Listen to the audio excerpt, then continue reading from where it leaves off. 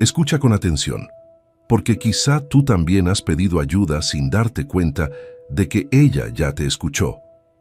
Deja tu comentario si alguna vez sentiste que la Santa Muerte te mostró el camino cuando todo parecía perdido, y quédate hasta el final. La última historia te cambiaría la manera de pensar con la Santa Muerte. La noche que la Santa Muerte escuchó mi llanto y multiplicó mi dinero, nunca olvidaré la textura de ese billete de 50 pesos mojado entre mis dedos temblorosos, con olor a sal y algas, mientras el sol apenas empezaba a teñir de naranja las aguas de Bahía de Quino. Tampoco olvidaré cómo lloré la noche anterior, de rodillas frente a una imagen de la Santa Muerte que había recortado de una revista y pegado en la pared de mi casa de lámina. Pero déjame contarte desde el principio, porque esta historia merece ser contada completa, palabra por palabra, lágrima por lágrima. Me llamo Maricruz Telles. Tengo 34 años y 2 hijos que son mi vida entera. Evelyn, de 11 años, con esa mirada que me recuerda que no puedo rendirme. Y mi Carlitos, de 7, que todavía cree que su mamá puede hacer milagros. Ojalá supiera que yo también necesitaba creer en ellos. Bahía de Quino no es de esos lugares que salen en las postales brillantes de Sonora. Aquí el calor te golpea desde las 6 de la mañana, como puño cerrado. La arena se mete en todo, en los zapatos, en la comida, en los sueños, y el mar de Cortés se extiende frente a nosotros como una promesa que nunca termina de cumplirse del todo. Es un pueblo de pescadores, de turistas que vienen los fines de semana, de casas de playa que brillan con aire acondicionado, mientras nosotros, los de siempre, vivimos en la parte vieja donde el viento se cuela por las rendijas y el agua llega 2 veces por semana. Yo limpiaba casas, las casas de los turistas, esas construcciones enormes con albercas y ventanales que miran al mar. Entraba cuando ellos salían, tallaba sus pisos de mármol, sacudía sus muebles importados, lavaba sus sábanas de algodón egipcio que costaban más que mi renta de 3 meses. No me quejaba. El trabajo es trabajo y mis hijos comían gracias a esas casas, pero había días en que el cansancio pesaba más que mi propia sombra. Días en que terminaba tan tarde que Evelyn ya había dormido a Carlitos y hecho la tarea sola, con esa madurez que ninguna niña de 11 años debería tener. Aquel miércoles de julio fue uno de esos días que te marcan para siempre. Había trabajado en 3 casas, la de los Rodríguez desde las 7 de la mañana hasta las 2 de la tarde. Luego corrí a la de la señora Pamela, una gringa que me pagaba en dólares cuando tenía. Y finalmente a un departamento que rentaban unos turistas de la Ciudad de México, que habían dejado un desastre de botellas de cerveza y arena por todas partes. Terminé pasadas las 8 de la noche. Me dolían las rodillas, me ardían las manos del cloro, y cuando saqué mi celular vi un mensaje de Evelyn. Mamá, no hay nada para la cena. Carlitos tiene hambre. Se me partió el alma. Revisé mi cartera. 200 pesos. Nada más. Y todavía faltaban 5 días para que me pagaran. Tenía que elegir, comprar comida para esa noche o guardar para el gas que ya estaba por acabarse. Compré 2 kilos de frijoles, 1 kilo de arroz, unas tortillas y una lata de atún. Gasté 180 pesos. Me quedaban 20. 20 malditos pesos para 5 días. Cuando llegué a casa, mis hijos ya estaban dormidos. Evelyn había tratado de mantener despierto a Carlitos, pero el sueño lo había vencido. Los vi ahí acurrucados en el colchón que compartían, y algo dentro de mí se quebró. Me senté en el piso de la sala, un cuarto que era sala, comedor y cocina, todo junto, y ahí fue cuando me derrumbé. Lloré como no lloraba desde que su padre nos dejó. Lloré por el cansancio, por la impotencia, por no poder darles ni siquiera un pedazo de pollo, por tener que ver a mi hija crecer demasiado rápido, por los zapatos rotos de Carlitos que ya no podía seguir remendando. Lloré hasta que no me quedaron lágrimas, y entonces miré hacia la pared donde estaba ella. Mi altar no era gran cosa, una imagen de la Santa Muerte que había recortado de una revista de nota roja, pegada con cinta adhesiva a la pared pintada de azul desteñido. A su alrededor había puesto una veladora que me regaló Jonás Liera, el pescador que vive 3 casas más abajo, un vaso con agua y unas flores de plástico que encontré en la basura de una de las casas que limpiaba. La gente del pueblo me veía raro por tenerla ahí. El padre Mateo, de la parroquia de San Francisco, me había dicho más de una vez que eso era cosa del demonio, que me estaba condenando. Pero yo no sentía condenación cuando la miraba. Sentía compañía. Me arrastré hasta quedar frente a ella, de rodillas sobre el piso de cemento frío. Junté las manos como me enseñó mi abuela, que en paz descanse, y hablé. No recé con palabras bonitas de iglesia. Hablé de verdad como se le habla a alguien que conoce tu dolor. Santita, le dije con la voz quebrada, no te pido riquezas, no te pido lujos. Solo te pido un día más sin hambre para mis hijos. Solo un día más en que Carlitos no se duerma con el estómago vacío. Solo eso. Si me escuchas, si de verdad estás ahí, ayúdame a llegar al viernes. Después ya veré cómo le hago. Pero dame un día más. Me quedé ahí con la frente apoyada en el piso hasta que el sueño me venció. No sé a qué horas me arrastré hasta mi cama, una colchoneta delgada en el mismo cuarto. Solo sé que dormí profundo, sin sueños, como si algo me hubiera arrullado. Me desperté con los gallos antes del amanecer. Tenía esa sensación extraña, como cuando sabes que algo cambió pero no sabes qué. Me levanté, me eché agua en la cara del tambo que teníamos afuera y sentí el impulso de caminar hacia el mar. Bahía de Quino amanece callada. A esa hora solo están los pescadores preparando sus pangas. El cielo todavía morado oscuro, con rayos dorados colándose por el horizonte. Caminé descalza por la arena fría, dejando que la brisa me despeinara, cuando vi algo extraño varado entre las rocas cerca del muelle viejo. Era una bolsa, una de esas bolsas de red que usan los pescadores para guardar el producto. Estaba enredada entre las algas, medio cubierta de arena. Me acerqué sin pensarlo mucho. Cuando la jalé sentí que pesaba. La abrí, y el mundo se detuvo. Adentro había fajos de billetes de 500, de 200, de 100. Todos mojados, algunos rotos, pero ahí estaban. Los saqué con las manos temblando, sin poder creer lo que veían mis ojos. Conté rápido mal, varias veces, hasta que el número dejó de cambiar. Eran 120,000 pesos. 120,000 pesos envueltos en plástico dentro de una bolsa de pescador, varados en la orilla del mar como si el océano mismo me los hubiera traído. Me senté ahí mismo en la arena, abrazando esa bolsa contra mi pecho, y volví a llorar. Pero esta vez no eran lágrimas de desesperación. Era algo distinto. Miedo, incredulidad, gratitud, todo mezclado. Gracias, Santita. Susurré mirando al cielo que empezaba a aclararse. Gracias. Pero entonces vi a Jonás Liera a lo lejos, preparando su panga. Vi a doña Carmen, la señora que vendía pescado frito en la playa, acomodando sus cosas para el día. Vi el pueblo que me vio crecer, lleno de gente buena que también batallaba para llegar a fin de mes. Y algo dentro de mí me dijo que ese dinero no era solo para mí. Volví a mi casa corriendo. Escondí la bolsa debajo de mi colchoneta y esperé a que mis hijos despertaran. Les preparé un desayuno de frijoles con tortillas, lo único que había. Pero esa mañana les prometí que en la tarde comeríamos algo mejor. Cuando Evelyn se fue a la escuela y dejé a Carlitos con mi vecina Lupita, saqué el dinero y lo dividí. La mitad, 60,000 pesos, los guardé en una bolsa de plástico que metí en una lata de galletas vieja. La otra mitad la puse en mi mochila. Pasé el día buscando. Busqué a Jonás, que tenía 2 hijos y una panga que se estaba cayendo a pedazos. Le di 10,000 pesos en un sobre y le dije, para que arregles tu lancha. Me lo pagas cuando puedas. Se quedó mudo con el sobre en las manos, y cuando por fin pudo hablar solo atinó a preguntar, ¿de dónde sacaste esto, Maricruz? Le dije la verdad, el mar me lo dio. Busqué a doña Carmen, que acababa de perder a su esposo, y estaba por perder su puesto porque no tenía para renovar su permiso. Le di 5,000 pesos, lloró tanto que terminé llorando con ella.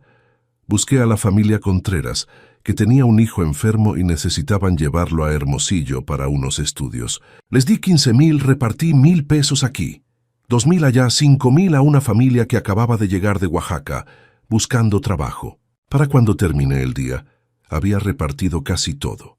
Me quedaban 65,000 pesos en total. Esa noche, cuando llegué a casa con una bolsa llena de comida, pollo, verduras frescas, leche, pan dulce.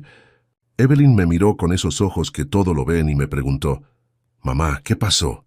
Le conté todo. Le conté del llanto, de la petición a la Santa Muerte, de la bolsa en el mar, de cómo repartí la mitad. Esperaba que me dijera que estaba loca, que debía haber guardado todo. Pero mi hija, esa niña de 11 años con alma de anciana, me abrazó y me dijo, «Hiciste bien, mamá. Mi abuela siempre decía que lo que se comparte se multiplica». 2 días después pasó algo que todavía no termino de entender. Estaba limpiando la casa de los Rodríguez cuando llegó un señor.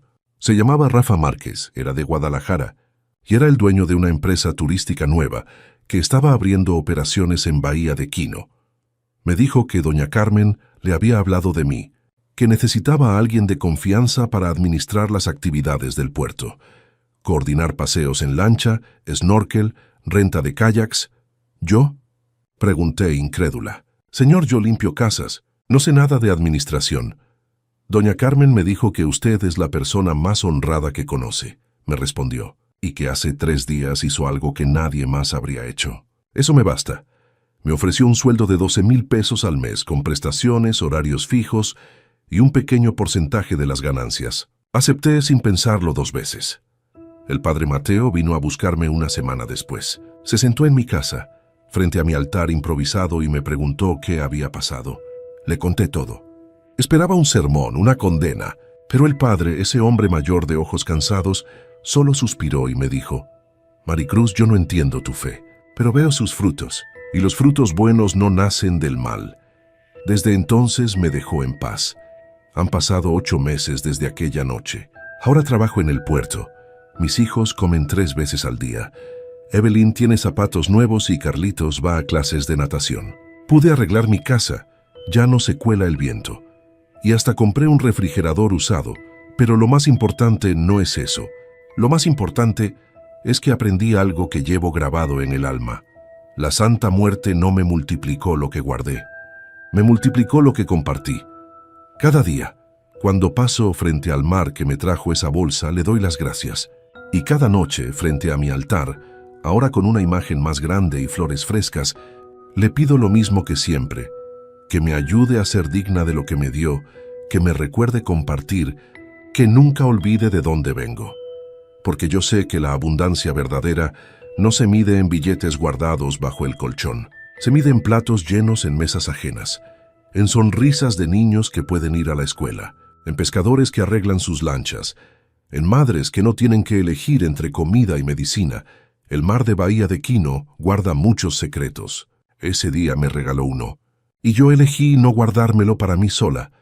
Por eso sigo creyendo, por eso sigo compartiendo. Por eso, cuando alguien me pregunta si de verdad creo que la Santa Muerte escuchó mi llanto, le respondo con toda certeza, no solo lo escuchó, me respondió, y me enseñó que los milagros existen, pero hay que tener el valor de multiplicarlos con nuestras propias manos.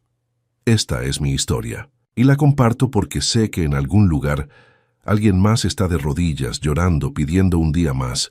A esa persona le digo, ten fe, pero también ten manos generosas, porque lo que recibas no es para que lo acumules, es para que lo hagas crecer en los corazones de otros, y cuando lo hagas, vas a entender lo que yo entendí aquella madrugada en la orilla del mar, que la verdadera riqueza no es lo que guardas, es lo que das. Y que cuando das desde el alma, el universo o la Santa Muerte o Dios o como quieras llamarle, se encarga de que nunca te falte. Así termina mi historia. O mejor dicho, así empieza mi vida verdadera. La vida después del milagro. La vida después del llanto. La vida que nació de una noche oscura y se multiplicó en la luz del amanecer. Cuando no tenía ni para comer, ella me llenó los bolsillos. La primera vez que vi las monedas sobre mi mesa de trabajo, pensé que me estaba muriendo, que mi cabeza finalmente había cedido ante el hambre, ante las noches sin dormir, ante el frío de mineral del chico que se metía hasta los huesos. Pero no, las monedas estaban ahí, reales, antiguas, con un brillo opaco que parecía venir de otro tiempo. Y yo, Gustavo Nájera, zapatero de 63 años, viudo y casi olvidado por el mundo, no entendía nada. Déjenme contarles cómo llegué a ese momento. ¿Cómo pasé de no tener ni para 1 kilo de tortillas a abrir un taller que hoy alimenta a familias enteras? Y cómo todo empezó con ella, con la que muchos temen nombrar, pero que a mí me salvó la vida. Febrero en Mineral del Chico es despiadado. La neblina baja tan espesa que no ves ni a 2 metros de distancia, y el viento aúlla entre las montañas como si cargara las voces de todos los muertos del pueblo. Mi taller, un cuartito de adobe pegado a la plaza principal, llevaba 7 semanas sin recibir un solo cliente. 7 semanas sin que nadie tocara a mi puerta para pedirme que arreglara sus botas o sus guaraches. Antes, cuando mi Lucía vivía, el negocio era distinto. Ella sabía hablar con la gente. Tenía esa luz que atraía a los compadres. Desde que se fue hace 3 años, todo se apagó. Primero los clientes, luego mi ánimo y finalmente mi despensa. Ese martes por la tarde, mientras intentaba remendar mis propios zapatos rotos, escuché un golpe seco afuera, como si alguien hubiera dejado caer algo pesado contra la puerta. Abrí con desconfianza. La calle estaba vacía, tragada por la niebla. Pero ahí, justo en el umbral, había una caja de madera, vieja, desgastada, con tallados que parecían símbolos que no reconocí. La levanté. Pesaba poco. La metí al taller y cerré rápido, porque el frío ya me estaba calando. Cuando la abrí, el corazón se me detuvo. Dentro había una figura, pequeña, no más grande que mi mano. Era ella, la Santa Muerte, vestida de blanco, con su guadaña diminuta, sus ojos huecos pintados de negro y una túnica que parecía hecha con pedazos de tela real. Nunca había tenido una figura así. Nunca le había rezado, pero en ese momento, en lugar de miedo, sentí algo extraño. Paz, como si alguien me hubiera puesto una mano en el hombro y me dijera, ya no estás solo. Esa noche no cené. No tenía qué. Bebí agua del garrafón y me acosté en el catre del fondo del taller, tapándome con las 3 cobijas que aún me quedaban. La figura de la santa la puse en un estante, junto a la foto de Lucía. No sabía por qué, pero me parecía correcto. Me dormí temblando. Y entonces soñé.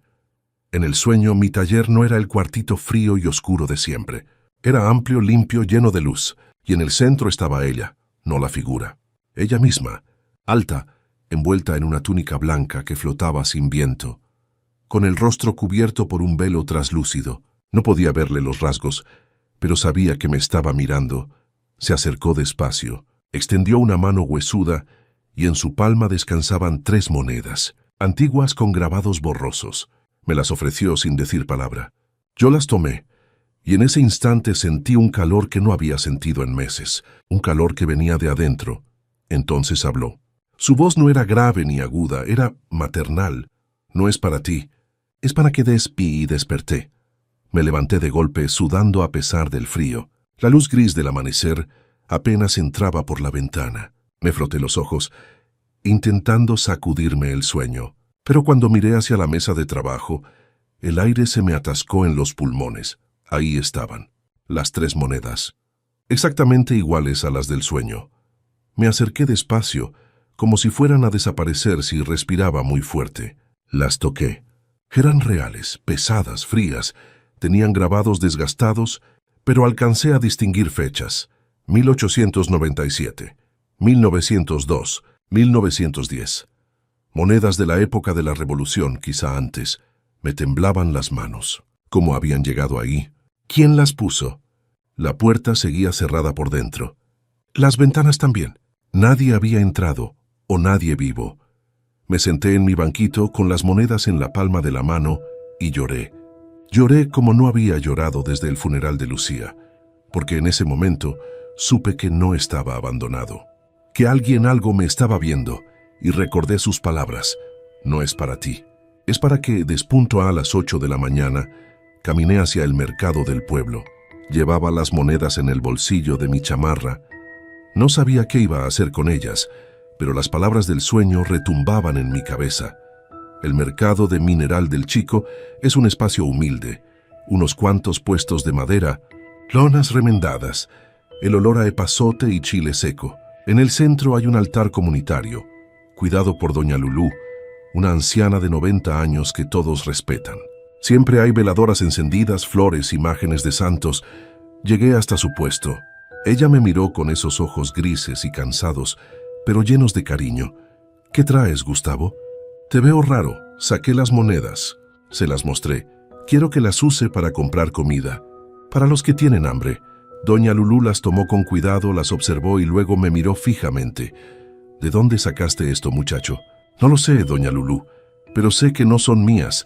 Ella asintió despacio, como si entendiera algo que yo apenas empezaba a comprender. Guardó las monedas en su delantal. Lo haré. Y que Dios y la Santísima te lo paguen. Yo no dije nada, pero pensé, ya me lo pagó. Desde ese día todo cambió. Al día siguiente un hombre que no conocía tocó a mi puerta. Se llamaba Ramiro Montalvo. Venía de Pachuca. Dijo que había soñado con mi taller, que vio un letrero con mi nombre y sintió que debía venir. Traía 2 pares de botas que necesitaba arreglar. Pagó por adelantado. 2 días después llegó Berenice Valdivia, la panadera del pueblo. Ella nunca había pisado mi taller. Me dijo que sintió un jalón en el pecho mientras pasaba frente a mi puerta. Me encargó unas sandalias para su nieta. Luego vino Toño Lira, un muchacho de 19 años que buscaba trabajo. Me dijo que su abuela, antes de morir, le había dicho en sueños que viniera conmigo, que yo le enseñaría un oficio. Yo no tenía cómo pagarle, pero él insistió. Solo quería aprender. Y así, uno tras otro empezaron a llegar. No sabían por qué.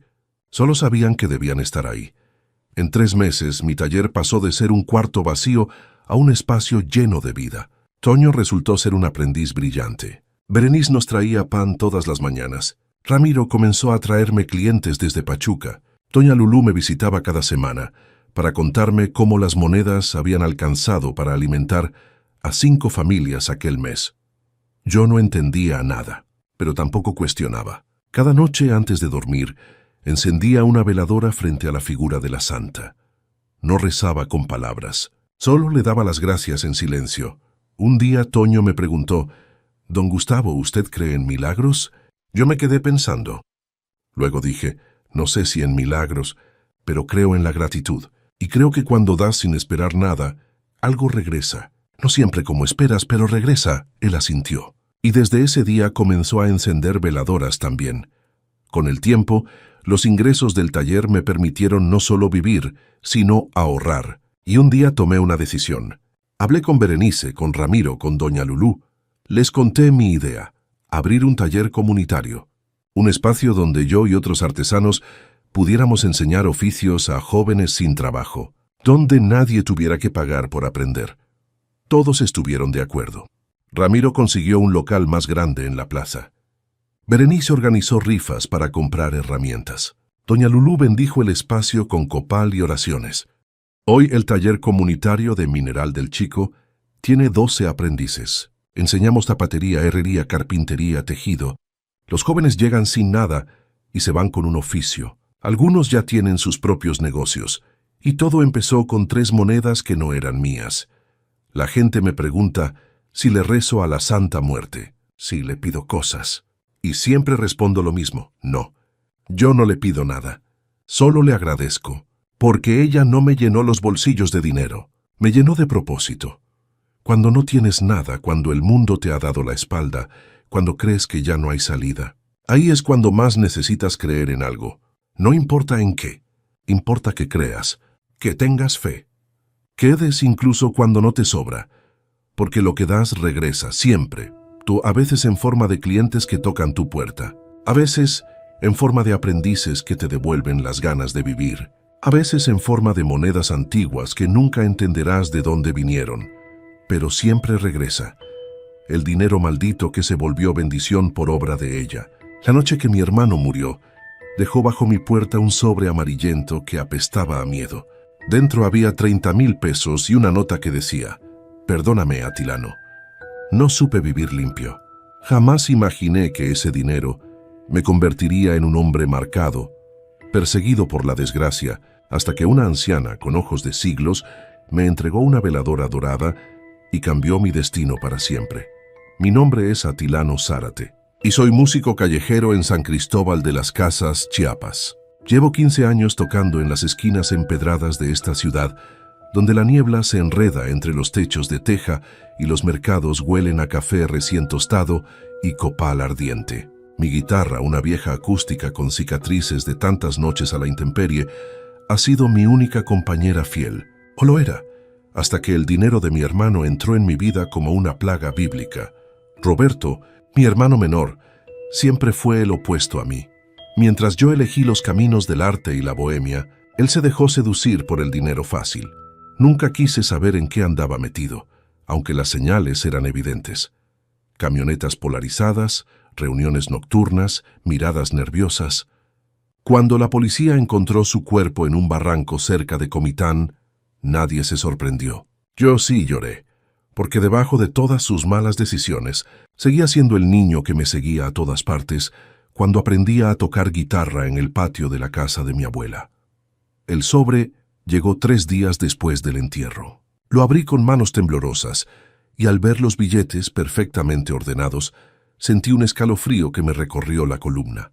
No eran billetes normales, tenían ese aspecto demasiado nuevo, demasiado perfecto, como si hubieran sido contados por manos manchadas de cosas oscuras. La nota de Roberto me partió el alma. Mi hermano sabía que iba a morir. Guardé el dinero en una lata de café debajo de mi cama. No lo toqué durante una semana. Seguí con mi rutina. Levantarme al amanecer, caminar hasta el mercado de Santo Domingo, buscar mi esquina favorita frente a la iglesia y tocar hasta que el sol se ocultara detrás de las montañas. Las propinas eran escasas, pero suficientes para comprar tortillas, frijoles y alimento para Canelo, mi perro mestizo que dormía a mis pies mientras yo tocaba.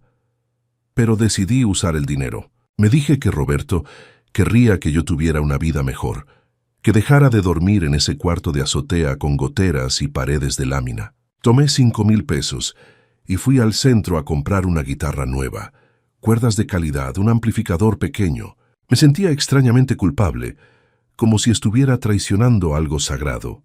La desgracia comenzó esa misma noche. Regresé a casa con mis nuevas adquisiciones y encontré a Canelo tirado en el piso, respirando con dificultad. Sus ojos me miraban con esa tristeza que solo los animales saben expresar. Lo llevé corriendo al veterinario, quien me dijo que había comido algo envenenado. Gasté 2,000 pesos en su tratamiento. Canelo sobrevivió, pero algo en su mirada cambió. Ya no me seguía con la misma confianza. A la semana siguiente, mientras tocaba en mi esquina habitual, la guitarra nueva simplemente se partió. El mástil se quebró limpiamente, como si una fuerza invisible lo hubiera tronchado. Los turistas que me rodeaban gritaron sorprendidos. Yo me quedé allí, sosteniendo los pedazos, sintiendo cómo las lágrimas querían salir pero no podían. Un niño pequeño, con ojos enormes y ropa remendada, se acercó y me dijo: «Señor, ¿por qué llora su guitarra?» «Me llamo Tomás», me dijo después. Vivía en el orfanato de Santa María, a unas cuadras del mercado. Tenía 8 años y una sabiduría antigua en la mirada. Ese niño se convertiría en mi salvación, aunque entonces no lo sabía. Los días siguientes fueron un descenso al infierno. Mi vieja guitarra también se rompió. Las cuerdas se reventaban sin razón. Mi cuerpo comenzó a dolerme de formas inexplicables. Me salieron llagas en las manos que no sanaban. Perdí el apetito. Las pesadillas me visitaban cada noche. En ellas, Roberto me miraba desde el fondo de un pozo oscuro, gritando palabras que no podía entender. Una tarde de noviembre, cuando la niebla era tan espesa que apenas se veían los edificios coloniales, decidí volver a mi esquina con la guitarra remendada con cinta adhesiva. Toqué canciones tristes, corridos antiguos que mi abuelo me enseñó. Mi voz sonaba ronca, desesperada. Las pocas monedas que caían en mi funda abierta parecían burlas del destino. Entonces ella apareció. Carmela Juárez era una anciana que vendía flores y veladoras en el atrio de la iglesia. Su piel era del color del barro cocido, su espalda encorvada por décadas de trabajo duro, pero sus ojos brillaban con una intensidad que te atravesaba el alma. Llevaba un rebozo morado, y en sus manos nudosas sostenía una veladora que despedía un resplandor dorado, casi hipnótico. Se detuvo frente a mí y me miró largo rato. Yo seguí tocando, incómodo bajo su escrutinio. Cuando terminé la canción, ella extendió la veladora hacia mí. «Tú cargas algo que no te pertenece, muchacho», me dijo con voz que parecía venir de muy lejos, algo que nació de la sangre y el sufrimiento. La Santa Muerte Dorada está en esta vela. Ella no juzga, pero exige que purifiques lo que fue mal ganado. El dinero sucio nunca trae bendición, solo cuando pasa por el fuego de la redención puede transformarse. Quise preguntarle cómo sabía, pero las palabras se me atascaron en la garganta. Tomé la veladora con manos temblorosas. Pesaba más de lo que debería. En la imagen, la Santa Muerte sostenía una balanza en una mano y un mundo en la otra. Su túnica dorada parecía moverse con la luz de la llama. «Hazlo pronto», agregó Carmela, «antes de que lo que cargaste consuma por completo. Ella puede transformar la maldición en bendición, pero tenés que dar el primer paso». Esa noche no pude dormir. La veladora ardía en un rincón de mi cuarto, proyectando sombras danzantes en las paredes. Pensé en Roberto, en sus últimos días de terror, en cómo el dinero ilícito había destruido su vida. Pensé en Tomás, el niño del orfanato, en todos los niños como él que no tenían nada. Pensé en mi propia miseria, en cómo el dinero que creí que me salvaría solo había traído más oscuridad. Al amanecer, tomé una decisión. Saqué la lata de café, conté lo que quedaba del dinero de Roberto, 23,000 pesos. Me vestí. Cargué mi guitarra rota y caminé hasta el orfanato de Santa María. La directora, una monja de rostro amable llamada Sor Beatriz, me recibió con sorpresa. Le conté que quería hacer una donación anónima, que el dinero venía de una herencia, pero que sentía que debía ir a los niños. No mencioné la maldición ni mis pesadillas. Ella me miró con ojos llenos de compasión, como si pudiera ver todo lo que yo callaba. «Los niños necesitan muchas cosas», me dijo mientras recibía el sobre. «Zapatos, uniformes, medicinas. Este dinero será una bendición para ellos. Que Dios te lo multiplique». Cuando salí del orfanato, algo se aflojó en mi pecho. Por primera vez en semanas pude respirar profundamente. Tomás me esperaba en la puerta, con su sonrisa desdentada. «¿Usted es el músico de la esquina?», me preguntó. «Me gusta cómo toca. ¿Puede enseñarme?». Le prometí que volvería a visitarlo, que le enseñaría algunas canciones. Su alegría era tan pura que me hizo llorar. Esa tarde regresé a mi esquina con el corazón más ligero. Prendí la veladora dorada junto a mi guitarra y comencé a tocar. Le canté a ella, a la Santa Muerte Dorada, canciones de agradecimiento, de súplica, de esperanza. Canté como nunca antes había cantado, con cada fibra de mi ser. La música fluía diferente, más clara, más verdadera.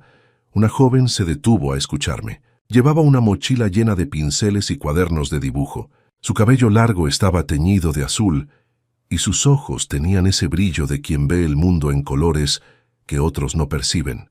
Se quedó toda la tarde dibujando mientras yo tocaba. Al final, se acercó y me mostró sus dibujos. Eran ilustraciones de mis canciones, llenas de símbolos y colores vibrantes. Me dijo que se llamaba Dulce Noemí y que estudiaba arte en la Ciudad de México, pero había regresado a San Cristóbal buscando inspiración. «Tu música tiene algo especial», me dijo. «Tiene dolor, pero también esperanza. Es hermoso». Nos hicimos amigos. Dulce comenzó a venir cada tarde a mi esquina. Ella dibujaba y yo tocaba, formando una extraña dupla artística que atraía cada vez más curiosos. Las propinas mejoraron. Mi salud comenzó a recuperarse. Las llagas en mis manos sanaron. Canelo volvió a seguirme con confianza. Cada noche, antes de dormir, encendía la veladora dorada y le agradecía a ella por la transformación. Le prometí que dedicaría una canción diaria en su honor, que nunca olvidaría la lección que había aprendido. El dinero sucio solo trae desgracia, pero cuando se purifica a través del acto desinteresado, puede convertirse en bendición. Un viernes por la tarde, mientras tocaba una de mis composiciones originales, un hombre de traje se detuvo frente a mí. Era alto, de unos 50 años, con cabello canoso y una presencia que hablaba de ciudades grandes y decisiones importantes. Se quedó escuchando 3 canciones completas, inmóvil con los ojos cerrados. Cuando abrí mi funda para guardar la guitarra, él se acercó y me extendió una tarjeta. «Me llamo Félix Rentería», dijo. «Soy productor musical. Estoy en San Cristóbal buscando nuevos talentos para un proyecto sobre música tradicional mexicana contemporánea. Tu voz, tu estilo, es exactamente lo que busco. ¿Alguna vez has pensado en grabar un disco?». Me quedé mudo.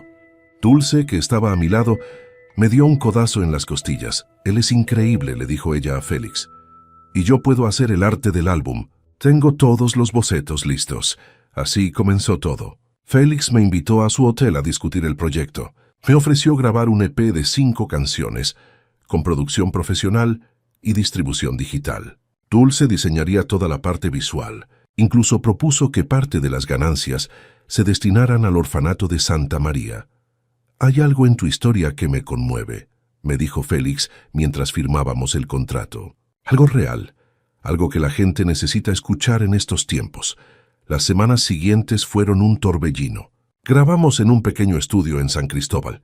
Dulce trabajó día y noche en las ilustraciones. Tomás y otros niños del orfanato cantaron los coros de una de las canciones. Carmela, la anciana de las veladoras, vino a bendecirnos con copal y oraciones a la Santa Muerte Dorada. El disco se tituló Redención en Niebla y se lanzó 3 meses después. La respuesta fue inesperada. Las canciones comenzaron a sonar en radios locales, luego en estaciones de todo el país. La historia detrás del álbum, la transformación del dinero maldito en bendición, resonó con miles de personas que habían enfrentado sus propias oscuridades. El primer cheque que recibí por regalías lo llevé personalmente al orfanato. Sor Beatriz lloró cuando le mostré la cantidad. Con ese dinero pudieron comprar zapatos nuevos para todos los niños, renovar la cocina y contratar un maestro de música. Tomás fue mi primer alumno. Le enseñé a tocar guitarra en las tardes, después de sus clases. El niño tenía un talento natural que me llenaba de orgullo. En él veía la posibilidad de romper el ciclo, de que un niño sin nada pudiera encontrar en el arte su salvación.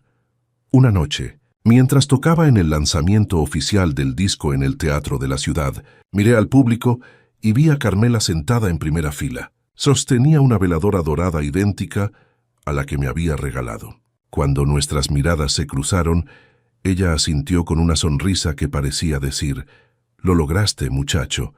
Después del concierto, fui a buscarla para agradecerle, pero había desaparecido. Pregunté a los guardias de seguridad, a los organizadores, a la gente que estaba en primera fila. Nadie recordaba haber visto a una anciana vendedora de flores. Era como si nunca hubiera estado allí, o quizás siempre estuvo donde debía estar, en el momento exacto en que un hombre perdido necesitaba ser encontrado. Hoy, 2 años después de aquella tarde en que mi guitarra se rompió y mi vida se desmoronó, tengo una casa pequeña pero digna. Canelo duerme en una cama de verdad. Dulce y yo nos casamos el verano pasado, en una ceremonia simple en el atrio de Santo Domingo. Félix se convirtió en mi mentor y amigo. Hemos grabado 2 discos más, pero cada tarde antes de tocar enciendo una veladora dorada. Le canto a ella, a la Santa Muerte que no juzga pero que exige transformación. Le agradezco por haber tomado el dinero maldito de mi hermano y convertirlo en música, en esperanza, en futuro para niños que no tienen nada. Tomás ahora tiene 10 años y ya compone sus propias canciones. El otro día me dijo: «Atilano, cuando sea grande quiero ser como tú. Quiero que mi música ayude a la gente». Le respondí lo que Carmela me enseñó aquella tarde de niebla. La verdadera riqueza no está en lo que guardás para vos, sino en lo que das para transformar el mundo. El dinero puede ser maldición o bendición, dependiendo de las manos que lo toquen y el corazón que lo mueva.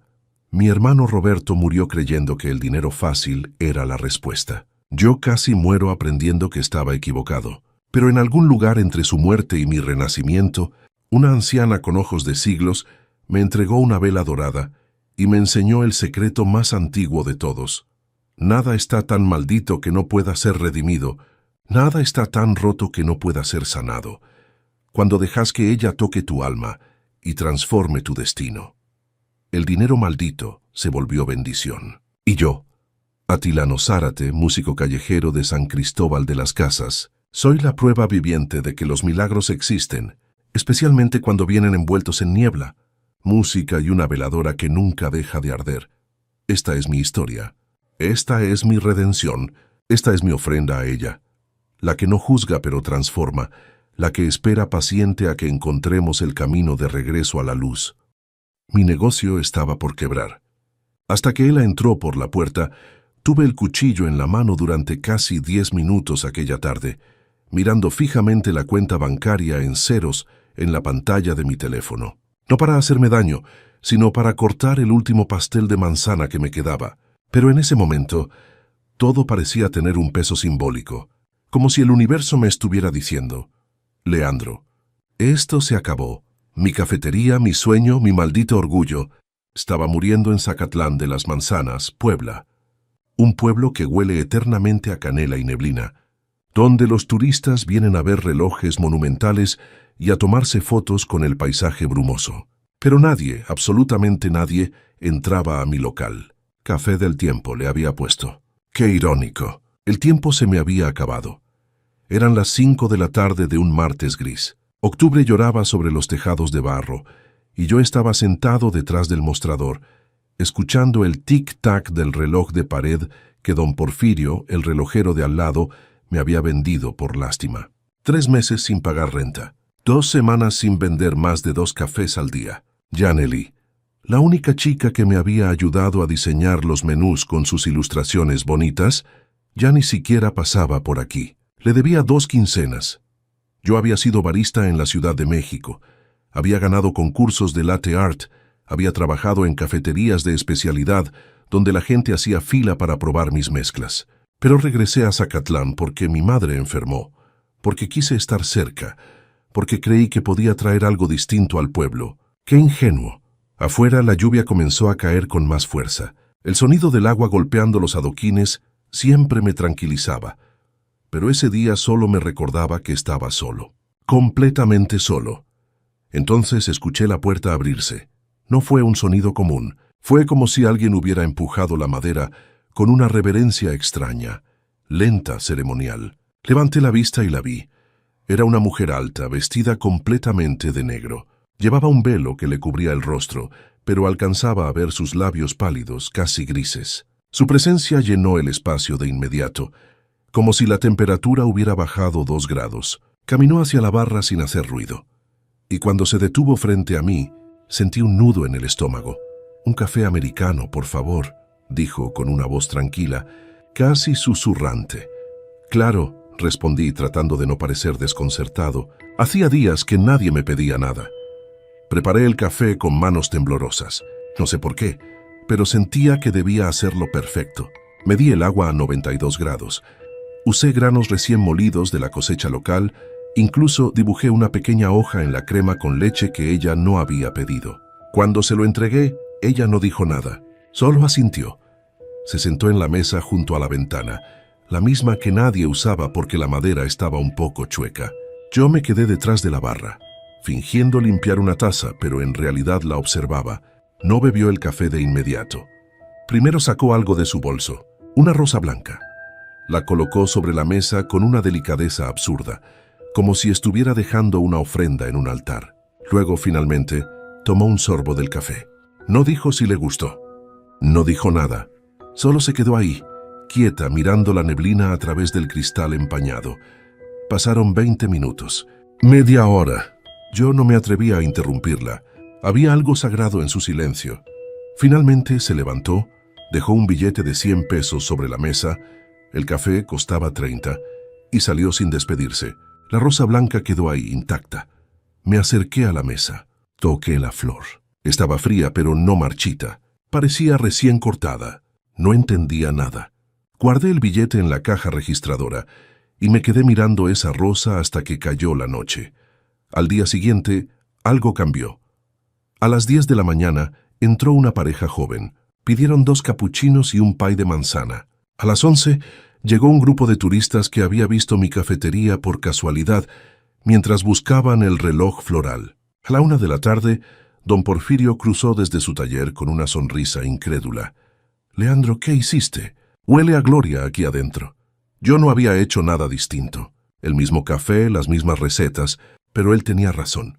El aroma que salía de mi cafetera era diferente, más profundo, más cálido, como si alguien hubiera prendido incienso de vainilla mezclado con maderas dulces.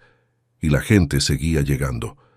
Durante toda la semana, la cafetería estuvo llena. Tuve que llamar a Yaneli para que me ayudara a atender. Ella llegó con los ojos abiertos como platos. «¿Qué pasó aquí?», me preguntó mientras amarraba su delantal. Hace una semana esto parecía un cementerio. No lo sé, le dije. De verdad no lo sé, pero yo sí sabía. O al menos sospechaba. Cada mañana cuando abría, lo primero que hacía era mirar la mesa junto a la ventana. La rosa blanca seguía ahí. No se marchitaba. No perdía ni un solo pétalo. Parecía congelada en el tiempo, como si alguien la hubiera barnizado con eternidad. Janely también la notó. «Esa rosa es rara», dijo un día mientras limpiaba las mesas. «¿De dónde salió?» Una clienta la dejó. «¿Y no se ha secado?» «Leandro, eso no es normal». Yo me encogí de hombros, pero por dentro mi corazón latía rápido. Sabía que no era normal. Nada de esto lo era. 2 semanas después, una mujer llamada Lina Torres entró a la cafetería con una libreta y una cámara. Era periodista freelance. Viajaba por Puebla escribiendo sobre experiencias místicas del turismo rural. Se sentó frente a mí y me disparó preguntas como flechas. «Leandro, la gente en el pueblo dice que tu café es milagroso, que quien lo prueba siente paz. ¿Qué opinas de eso?» «Opino que hago buen café», respondí tratando de sonar desinteresado. «¿Y esa rosa?», señaló hacia la mesa. «Me dijeron que lleva un mes ahí y no se marchita». Tragué saliva. «Es solo decoración». Lina me miró con escepticismo, pero sonrió. «Está bien. No tienes que decirme nada. Pero sí te diré algo. Hay una energía aquí que no se explica con granos de café ni con buena publicidad. Algo pasó. Y la gente lo siente, tenía razón. La gente lo sentía. Algunos clientes se quedaban horas, como si mi cafetería fuera un refugio. Otros entraban angustiados y salían con los hombros relajados. Una señora mayor me abrazó llorando una tarde, diciéndome que hacía años no se sentía tan en paz. Yo solo servía café, pero algo más estaba sucediendo. Una noche cerré más tarde de lo habitual. Don Porfirio estaba guardando sus herramientas en el taller de al lado y me hizo señas para que pasara. Entré y él me ofreció un mezcal artesanal que guardaba para ocasiones especiales. «Leandro, tengo que contarte algo», dijo con gravedad mientras servía 2 caballitos. «Esa mujer que vino hace un mes, la del velo negro». «Yo la vi, ajá, ¿y?» «No solo la vi entrar a tu cafetería, la vi salir. Y cuando pasó frente a mi local, sentí algo extraño, como si el aire se volviera pesado. Como cuando entras a una iglesia vieja». Me quedé callado. «Leandro, esa mujer no era común. Y esa rosa tampoco. Don Porfirio, con todo respeto, usted está muy viejo para andar creyendo en...» «No estoy hablando de creer», me interrumpió. «Estoy hablando de ver. Yo vi lo que vi, y si yo fuera tú le daría las gracias». Esa noche no pude dormir. Volví a la cafetería pasadas las 2 de la mañana. Encendí solo una luz pequeña y me senté frente a la rosa blanca. La observé durante largo rato. Su textura era perfecta, demasiado perfecta. Entonces hice algo que no sé por qué hice. Me arrodillé frente a la mesa. «No sé quién eres», susurré. «Pero si fuiste tú quien me salvó, gracias. De verdad, gracias». Sentí una brisa fría recorrer la habitación, aunque las ventanas estaban cerradas, y juro que escuché un suspiro. Al mes exacto de la visita de aquella mujer, algo cambió en la rosa. Cuando llegué por la mañana, noté que ya no era completamente blanca. Parecía haberse petrificado, como si alguien la hubiera bañado en cera fría.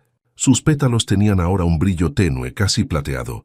Janely se acercó con curiosidad. «Leandro». Eso es lo que creo que es. La tomé con cuidado entre mis manos. Era más pesada de lo que debería, y al mirarla de cerca, en el centro de la flor, había una forma pequeña, sutil, casi imperceptible, una figura femenina con capucha, envuelta en un manto. Se me erizó la piel. No era solo una rosa, era una imagen, un símbolo, una presencia. «Es ella», murmuró don Porfirio, que había entrado sin que me diera cuenta. «La Santa Muerte. Vino a bendecirte, Leandro». Janely se persignó. Lina Torres, que estaba en una esquina trabajando en su laptop, dejó de teclear y nos miró fijamente. «Esto se va a volver viral», dijo con una sonrisa nerviosa. Y lo fue. En cuestión de días, mi cafetería comenzó a recibir visitas de todo el estado. Gente que quería ver la rosa bendita, gente que pedía un café y dejaba ofrendas pequeñas, veladoras, monedas, flores. Yo no sabía cómo manejar aquello. No soy sacerdote, soy barista, pero también soy creyente. Y aprendí que la fe no necesita explicaciones, solo necesita respeto. Cambié el nombre de la cafetería. Ahora se llama La Bendita Taza. La rosa está en una vitrina de cristal en la entrada, iluminada con una luz cálida. Cada mañana antes de abrir le digo gracias. No sé si Ela me escucha, pero yo sí me escucho a mí mismo, y eso ya es algo. Han pasado 6 meses desde aquella tarde lluviosa. Mi negocio no solo sobrevivió, está prosperando. Contraté a 2 personas más. Le pagué a Yaneli todo lo que le debía y ahora diseña merchandising de La Bendita Taza que se vende en todo el pueblo. Don Porfirio viene todos los días a tomarse un café y a contarle a los turistas la historia de la mujer del velo negro. Lina Torres escribió un artículo que se volvió famoso. Título: El café que la Santa Muerte salvó. No me gustó el sensacionalismo, pero tampoco lo detuve. Porque al final, la verdad es más extraña que cualquier ficción. Y yo, Leandro Barrueta, barista de corazón, solo sé esto. Estaba a punto de perderlo todo. Mi negocio, mi dignidad, mi esperanza. Pero una tarde de octubre, Ela entró por esa puerta. Y todo cambió. No sé si fue un milagro. No sé si fue coincidencia. Pero sé que ahora, cada vez que alguien entra a La Bendita Taza, siente lo mismo que yo sentí aquella noche cuando me arrodillé frente a la rosa. Paz. Y eso, en un mundo tan roto como el nuestro, ya es suficiente bendición. Hace una semana, en una tarde igual de gris que aquella, entró una mujer vestida de negro. No llevaba velo esta vez, pero reconocí sus labios pálidos, su forma de caminar sin hacer ruido. Se sentó en la misma mesa. Pidió un café americano. Cuando se lo serví, ella me miró por primera vez a los ojos y sonrió. «Lo hiciste bien, Leandro», dijo con esa voz que parecía venir de otro lugar. «Ahora ya no me necesitas». Se levantó, dejó otro billete de 100 pesos y salió bajo la lluvia. Esta vez no dejó ninguna rosa, pero no importa, porque ahora sé que ella nunca se fue. Solo estaba esperando a que yo aprendiera a creer, ella. Me mostró el camino en los billetes que volaban, los vi volar como pájaros perdidos, girando en espiral contra el cielo color sangre del atardecer. Billetes, dinero real arremolinándose frente a mis ojos mientras yo me desplomaba contra la pared de adobe de mi casita, tan vacía como mi estómago. Pensé que me estaba muriendo. Pensé que el hambre finalmente me había roto el cerebro, pero lo que vino después cambió todo. Me llamo Uriel Carranza y tengo 48 años, aunque el espejo del baño roto me devuelve la mirada de un hombre de 60. Así te trata el desierto cuando lo llevas dentro. Así te marca Real de 14 cuando has pasado 20 años arrancándole plata a la montaña, solo para ver cómo las minas cierran una tras otra, dejándote con las manos vacías y los pulmones llenos de polvo que nunca terminas de escupir. Hace 6 meses que no tengo trabajo. Hace 3 que vendo lo poco que me quedaba para comer una vez al día. Y hace 2 semanas que ya no me queda nada que vender, excepto quizá mi dignidad. Pero para eso tampoco hay mercado en un pueblo fantasma donde hasta los fantasmas se han ido. Esa tarde de septiembre, el viento soplaba con esa furia particular que tiene en Real de 14, como si arrastrara las voces de todos los mineros muertos en los túneles. Me había arrastrado hasta el borde del cerro, donde mi casita se aferra a la roca como yo me aferro a la vida. Desde ahí se ve todo el pueblo, las calles empedradas que suben y bajan como cicatrices, la iglesia de San Francisco con su fachada descarapelada, las casas abandonadas con ventanas que parecen cuencas vacías. Me senté en el suelo, con la espalda contra la pared tibia por el sol del día, y cerré los ojos. No sé si estaba rezando o simplemente esperando que algo terminara de una vez. Entonces los escuché, un susurro extraño, como papel rozando papel. Abrí los ojos y ahí estaban. Billetes de 50, de 100, de 200 pesos, flotando, danzando en un remolino que desafiaba cualquier lógica del viento. No se alejaban, se acercaban a mí, giraban a mi alrededor como si me estuvieran estudiando, eligiéndome. Me puse de pie tan rápido que se me nubló la vista. Extendí la mano, convencido de que era un espejismo, que mis dedos atravesarían el aire y no tocarían nada. Pero no, atrapé uno. Era real. Papel áspero, tinta genuina, el peso exacto de la esperanza. Los demás billetes comenzaron a descender suavemente, como hojas de un árbol que nunca había existido en este desierto, y formaron un círculo perfecto a mis pies. Conté mentalmente. Debía haber unos 3,000 pesos ahí, quizá más. Una fortuna para alguien como yo. Suficiente para comer durante meses. Me arrodillé para recogerlos. Las manos me temblaban tanto que apenas podía agarrarlos. Y entonces la vi. Surgió del mismo remolino de billetes, como si el dinero mismo se hubiera reorganizado para darle forma. Era una figura alta, envuelta en una túnica que brillaba como si hubieran tejido oro líquido bajo el sol del desierto. Su rostro era de mujer, sereno como el de las vírgenes de la iglesia, pero con algo más antiguo en los ojos, algo que había visto nacer y morir civilizaciones enteras. No era un esqueleto, como la representan en otras partes. Era hermosa y terrible al mismo tiempo, con piel del color de la arena dorada y ojos que parecían contener todas las puestas de sol que había visto desde este cerro. La Santa Muerte Dorada. Don Melquíades, el viejo guía del pueblo, me había contado historias sobre ella cuando yo era niño. Decía que aparecía solo ante aquellos que estaban en el filo, entre seguir respirando o rendirse. Decía que no traía muerte, sino transformación. Yo nunca le creí hasta ese momento. No tengas miedo, Uriel. Su voz era suave como arena cayendo en un reloj, pero con un peso que me atravesó el pecho. Estos billetes volaron hacia ti, porque alguien los perdió en su codicia. Ahora son tuyos, pero escúchame bien. No es el dinero el que te salvará, sino el camino que tomes con él.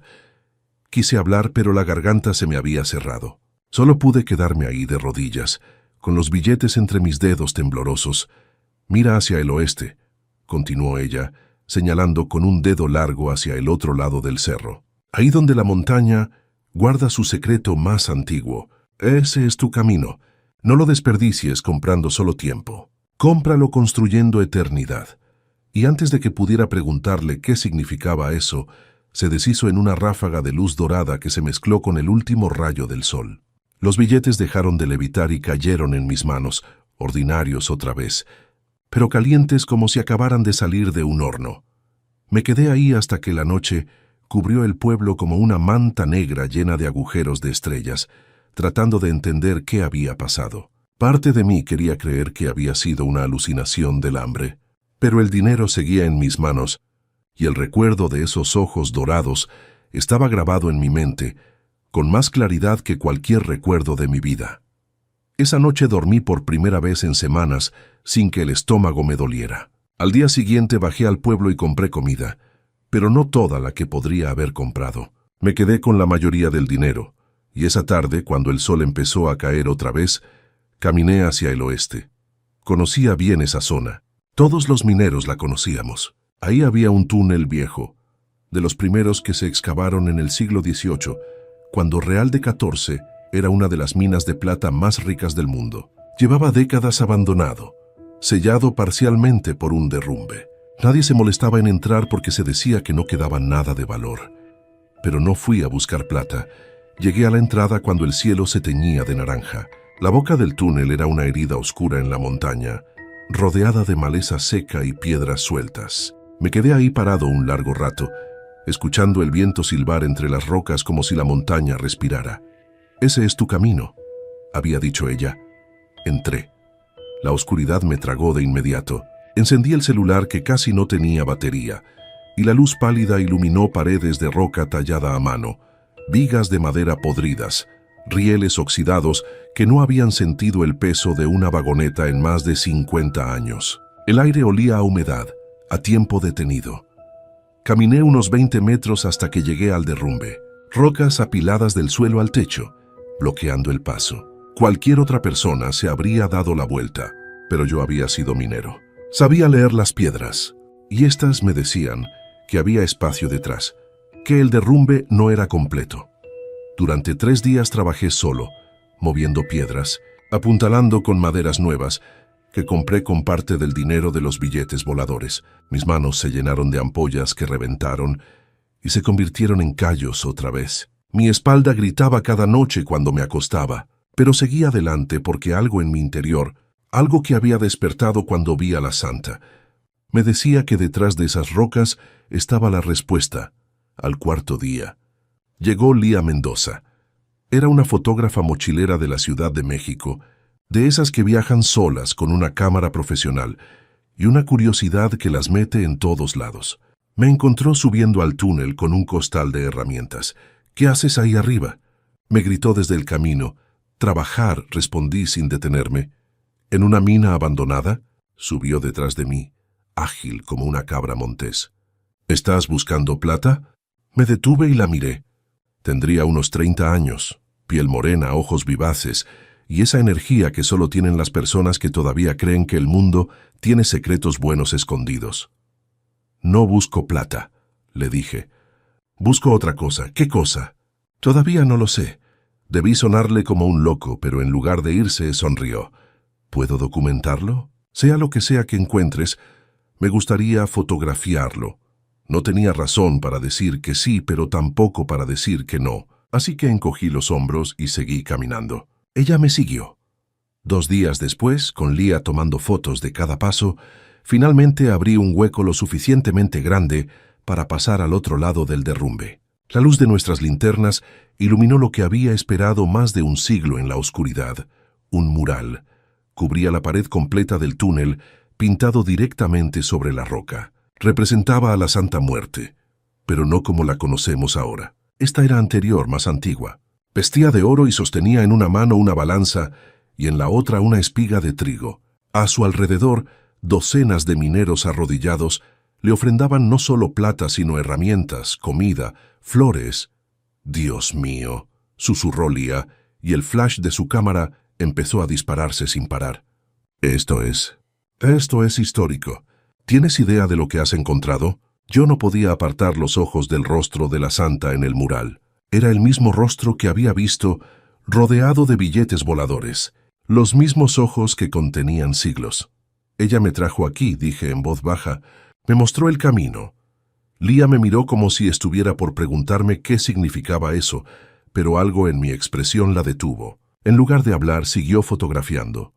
Las fotos de Lía se viralizaron en 3 días. Primero fueron blogs de viajeros, luego medios locales y finalmente noticieros nacionales. Descubren mural del siglo XVIII dedicado a una versión poco conocida de la Santa Muerte en Real de 14. Arqueólogos, historiadores y curiosos empezaron a llegar al pueblo. Yo me convertí, sin quererlo, en el guardián del túnel. Con el resto del dinero de los billetes, contraté a Román Iturbe, un joven albañil del pueblo que necesitaba trabajo tanto como yo meses atrás. Juntos limpiamos el túnel, instalamos luces solares, construimos una baranda de seguridad. Lo convertimos en un lugar digno de lo que albergaba. Don Melquíades, el viejo guía, apareció una mañana con una sonrisa desdentada. «Ya ves, muchacho», me dijo, dándome una palmada en el hombro. «Te dije que la dorada del 14 cuidaba de los suyos. Solo había que tener fe y ojos para ver». No tuve fe, admití. Tuve hambre y desesperación. A veces es lo mismo, río. Las dos te ponen de rodillas y ahí es donde ella puede encontrarte. Los turistas empezaron a llegar en grupos pequeños al principio, luego en caravanas, pero no eran turistas comunes, eran peregrinos. Traían flores, veladoras, monedas que dejaban en una caja de madera que Román había construido. Traían historias de milagros, de enfermedades curadas, de trabajos encontrados, de hijos perdidos que regresaron, y todos, absolutamente todos, mencionaban los billetes. «Vi volar dinero antes de encontrar empleo», decía una señora de Matehuala. «Billetes que danzaban en mi jardín justo antes de que mi esposo se recuperara», contaba un hombre de Monterrey. «El viento me trajo dinero y un camino».